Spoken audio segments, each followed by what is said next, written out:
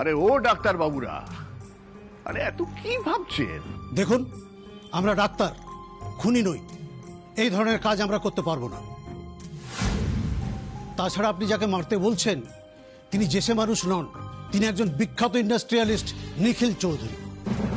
আর ওনার স্ত্রী শ্যামা চৌধুরী ভারত বিখ্যাত গায়িকা। এইরকম একটা ঘটনা ঘটলে কি ইম্প্যাক্ট হবে বুঝতে পারছেন?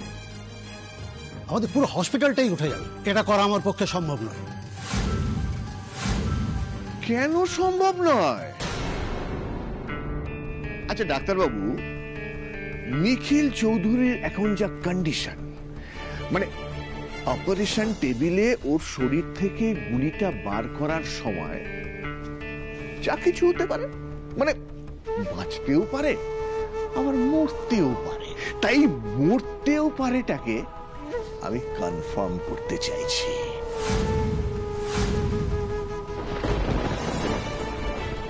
মানে অবশ্যই ও মরবে। আরে তার জন্যই তো অতগুলো টাকা দিচ্ছি আমি। সরি মিস্টার চক্রবর্তী, এই কটা টাকার জন্য আমি আমার হসপিটালের সুনাম নষ্ট করতে পারবো না। ওয়েল, তা ডক্টর রয়, এত বছরের হাসপাতাল যখন বন্ধ হয়ে যাবে তখন সেটা দেখতে ভালো লাগবে তো? আসলে কি জানেন, আমি না একটু তার কাটা লোক আছি, পরিষ্কার বলছি। মানে একবার যেটা ঠিক করে ফেলি সেটা না করা পর্যন্ত শান্তি পাই না। এই যেমন ধরুন, আমি নিখিলকে মারবো এটা ঠিক করে ফেলেছি, তো মারবই।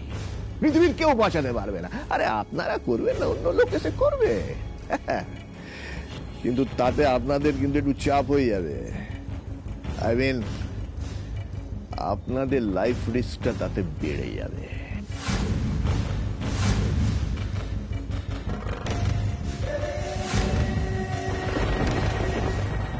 না না না না, এরকম করবেন না। আমি সবেমাত্র বিয়ে করেছি, আমার ফ্যামিলি আছে, সবাইকে তো ভেসে যেতে দিতে পারি না। স্যার স্যার আপনি যদি অফারটা না নেন আমি নেব। এই যে ডক্টর রয়, কি এত ভাবছেন? পারবেন না, পারবেন না।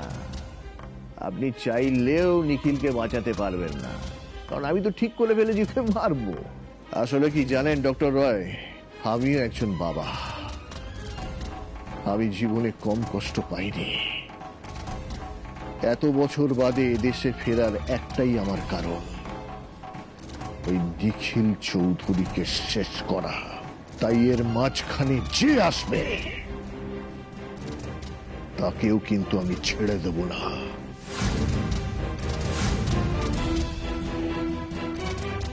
স্যার কেন জেদ করছেন? আর অফারটা নিলে তো আপনারও ভালোই হবে। আমরা তো কাউকে মার্ডার করছি না। উনি তো সত্যিই মারা যেতে পারেন অপারেশনের টেবিলে। স্যার প্লিজ, স্যার আমার দিকটা একটু বুঝুন স্যার, প্লিজ।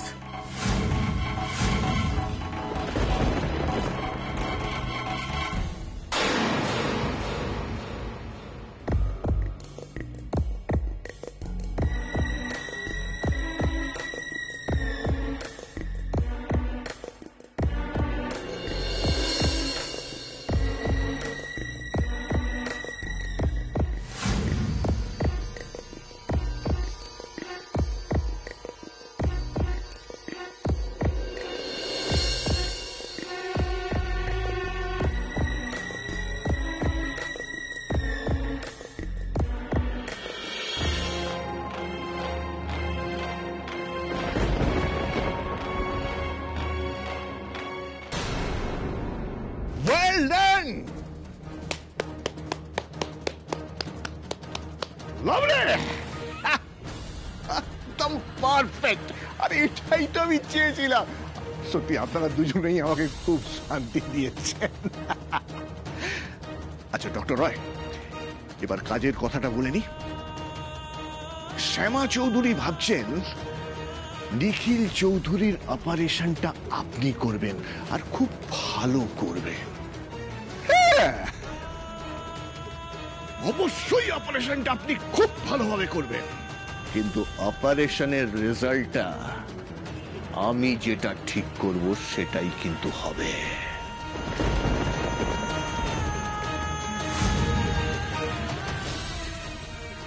কে?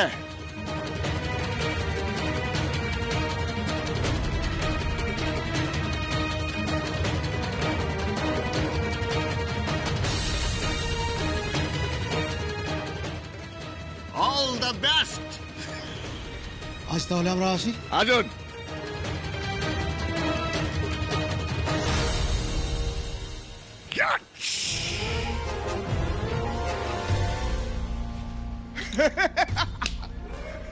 মা শোনো মা, আর চিন্তা করিস না, তোর বাবা ব্যবস্থা করে দেবেন মা।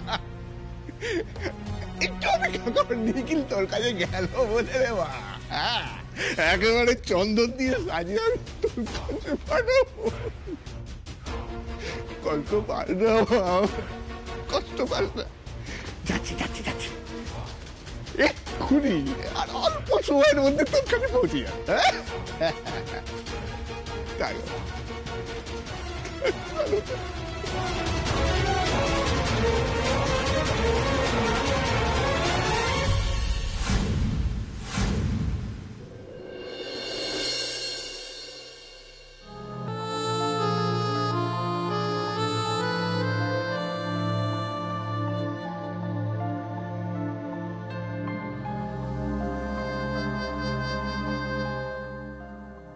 সরি, আমার একটু আসতে দেরি হয়ে গেল। আর আপনি বসুন প্লিজ।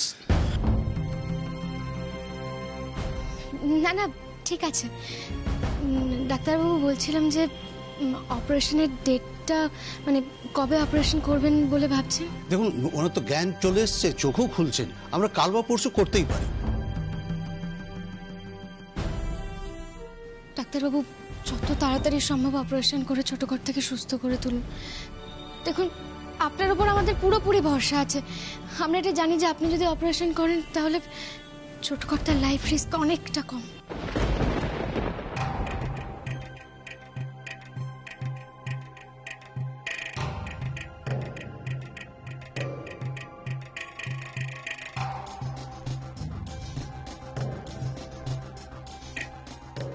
দেখুন, অপারেশনটা শুরু না হলে ওইভাবে কথা দেওয়া যায় না।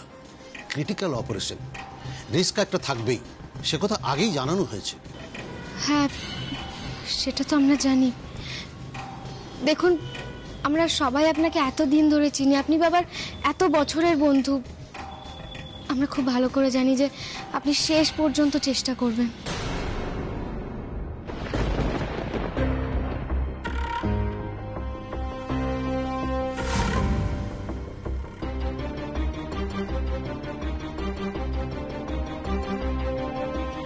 বাবার তো জ্ঞান ফিরেছে, তাও কি এতটাই সিরিয়াস অবস্থা? ডাক্তারদের দেখে তো মনে হচ্ছে কনফিডেন্স পাচ্ছে না।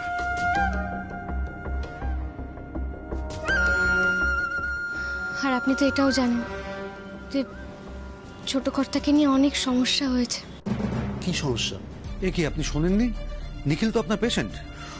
ও রাইট, আপনি কাল রাতের কথা বলছেন। ওনাকে কেউ অ্যাটাক করেছিল, আপনার ছেলে এসে ওনাকে শেষ মুহূর্তে বাঁচায়। হ্যাঁ ডাক্তারবাবু, এই যে আমার ছেলে, ওই কাল রাতে চলে এসেছিল। প্রথমে তো আমরা ভেবেছিলাম যে গুলিটা আমাকে করতে এসে ভুল করে ছোট কর্তার গায়ে লেগে গেছে, কিন্তু কালকের ঘটনাটার পর এটা বুঝলাম যে আমাকে না, আসলে ওরা ছোট কর্তাকেই মারতে এসেছিল।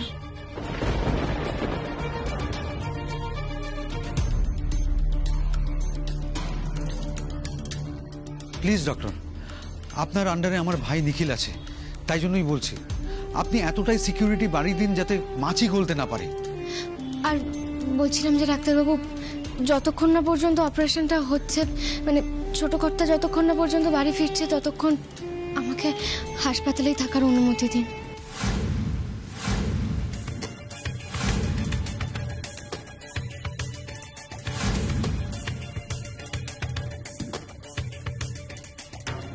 আমি এখানেই থাকতে চাই, মানে যতক্ষণ না পর্যন্ত অপারেশন হচ্ছে। সেসবের কোনো দরকার নেই মিসেস চৌধুরী।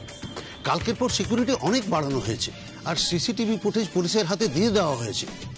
যাদের গাফিলতিতে এই কাজটা হয়েছে তাদের সাসপেন্ড করা হয়েছে।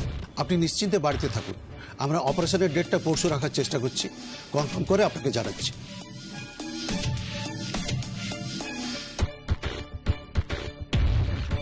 আপনারা যে যাই বলুন, আমায় বাবাকে চোখে চোখে রাখতেই হবে।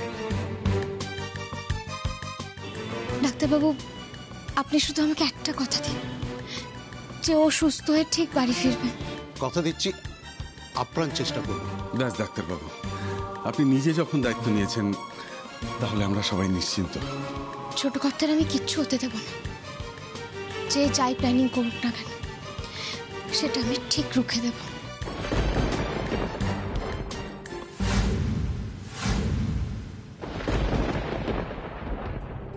মা, চলো আমরা বাবার কাছে যাই। আসছি।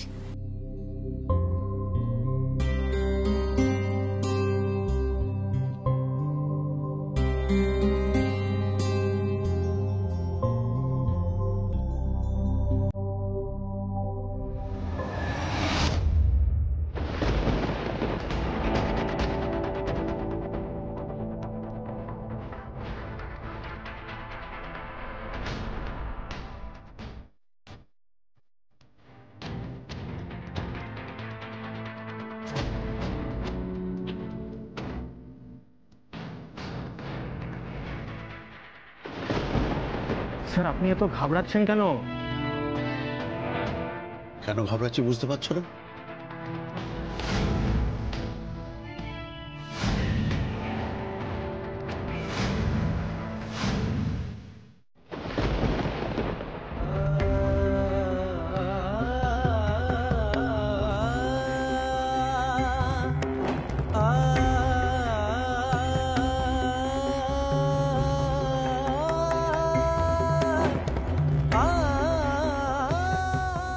কি সুন্দর হাসি ছিল আমার সোনা মায়ের।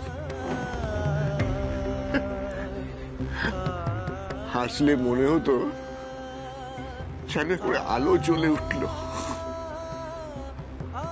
কি আনন্দ করতে ভালোবাসতিস না তুই? হ্যাঁ, খুব আনন্দ করতিস আমার সোনা মা।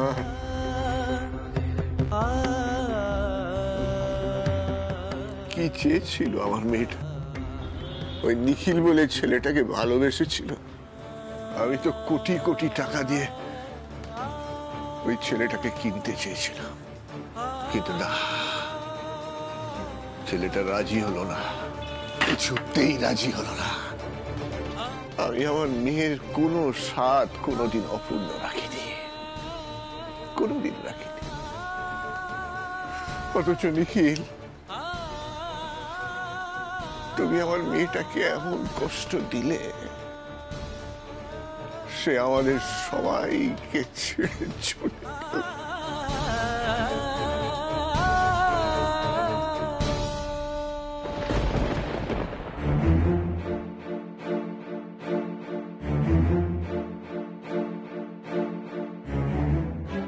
ওমা, তুমি ঠিক কি খুঁজছো আমায় একটু বলবে গো?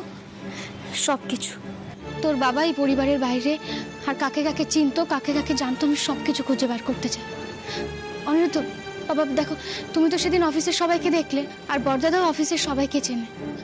বন্ধুদের যে ছবিগুলো আছে তুমি শুধু এখান থেকে সেগুলো দেখো, ভালো করে দেখো। কিন্তু মা, বাবার তো সেরকম ভাবে কোনো বন্ধু বান্ধব নেই।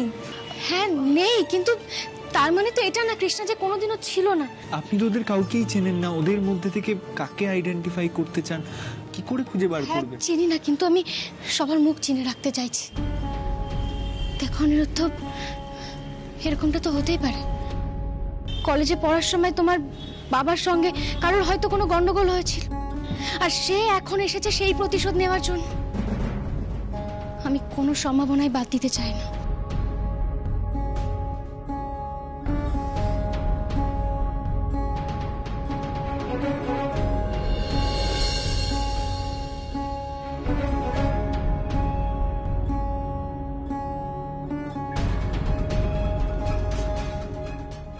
অনিরুদ্ধ, বাবা শোনো, দেখো তোমার বাবা তো সোশ্যাল মিডিয়াতেও অ্যাক্টিভ ছিল। ওখানে দেখো না কাদের সাথে ফ্রেন্ডশিপ ছিল, আর তাদের পুরো ডিটেলসটা মানে কিভাবে পাবো আমি, সেটাও তুমি একবার দেখে নাও। ঠিক আছে মা, আমি দেখছি, আপনি একটু পেশেন্টলি ওয়েট করুন। সবার ফটোজ আলাদা করে সার্চ করতে হবে, একটু টাইম লাগবে।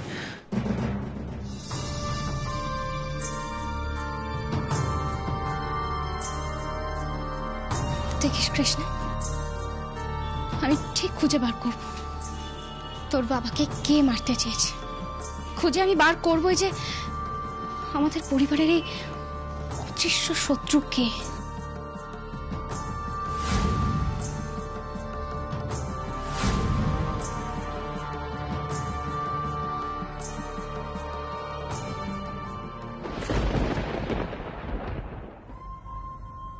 চলে গেল চলে গেল চলে গেল। তাই তোমাকেও আমার মেয়ের কাছে যেতে হবে, যেতে হবে। তা না হলে যে আমার মেয়েটার আত্মা শান্তি পাবে না, কিছুতেই কিছুতেই শান্তি পাবে না আমার মেয়ে।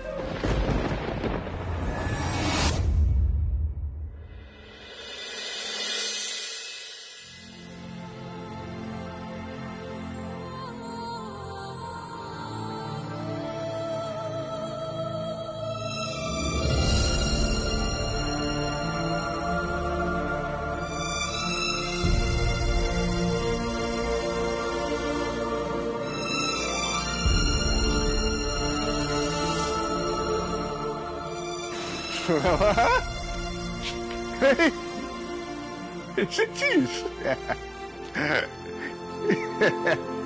আর চিন্তা করিস না, শোন না, আমি সমস্ত ব্যাপারটা প্রায়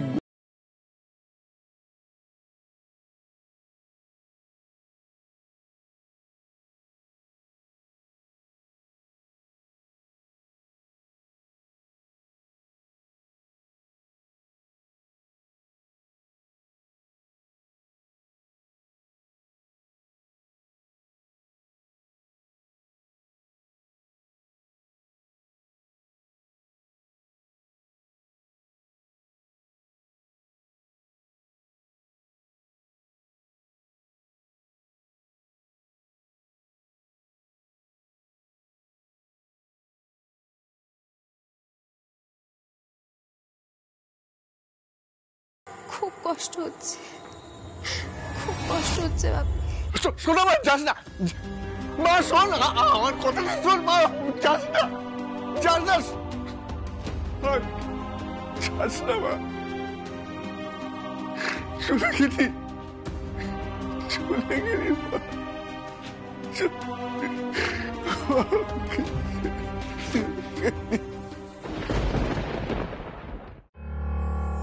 কি রে, তুই ওখানে দাঁড়িয়ে আছিস কেন? না মা, আমি এখানেই ঠিক আছি। তাছাড়া আমি কথা বললে অনেকেই পছন্দ করবে না।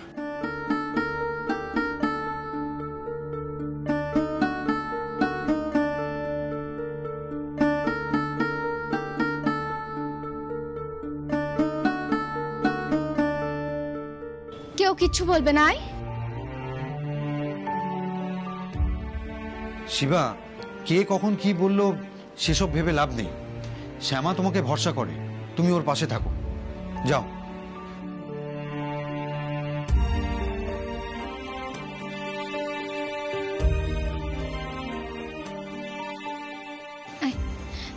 তোকেও তো ছবিগুলো দেখতে হবে, দেখ।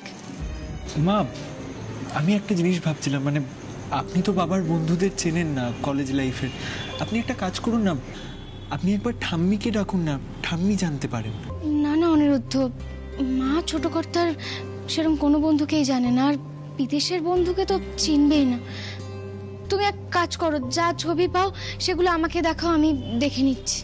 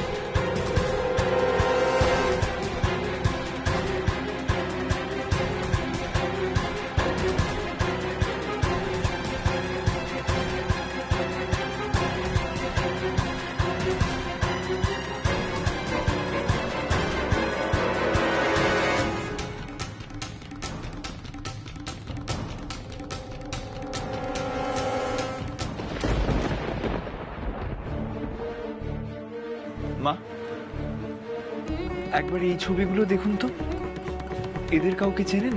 এই ছেলেমেয়েরা কারা?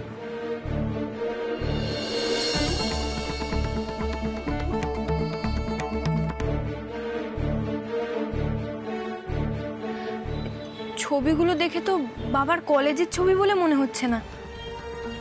পোস্টে যে ডেটগুলো আছে সেটা দেখে তো 4 বছরের আগের ছবি মনে হচ্ছে। মা, আপনি কি এদের কাউকে চেনেন? মানে 4 বছর আগে।